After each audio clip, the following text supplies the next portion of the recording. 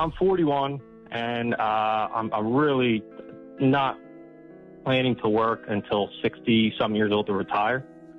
And so I have retirement, and I have investments that aren't retirement. And so I'm investing heavy right now, and I feel like it's so overinflated at the moment. And being that I'm not completely out, I have significant money in right now, would it be wise to just collect 5% in the money market and wait for a correction? I know you're more of a slow and steady, just keep putting it in every week, but it just seems a little crazy right now. Yeah. Well, generally speaking, the reason it seems a little crazy is the first time you have stood on top of that mountain. If you'd stood on top of that mountain several different times, it wouldn't feel as crazy. And so it's an emotion that says, I've never been here before.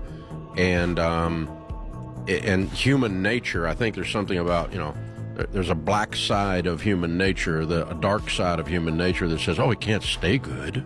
Nothing can stay good. It's like if everything's good, I have to look over my shoulder. Something must be wrong.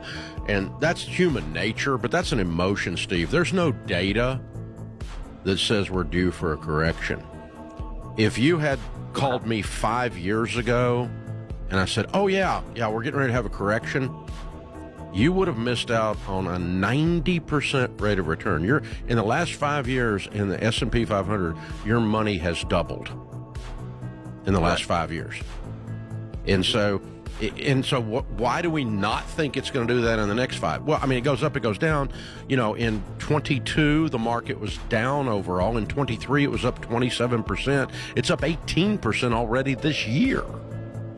But that doesn't mean that it has to correct, because there's actual income and assets backing the companies that create the stock price. You don't price Home Depot stock based on a wish, a dream, and a prayer. Home Depot actually makes money, and they own stuff. You don't price Apple stock based on a wish and a prayer. They actually make stuff and make a profit, and you can use those numbers to determine the value of the company and therefore the value of the stock. And that's where this is coming from. It's coming from the prosperity of these companies, George. And what's amazing, Steve, if you actually look at the data, if you go look at right now the S&P 500 returns, the last major dip was COVID. And guess what? March 2020 was the dip. It came back in July, back to record highs.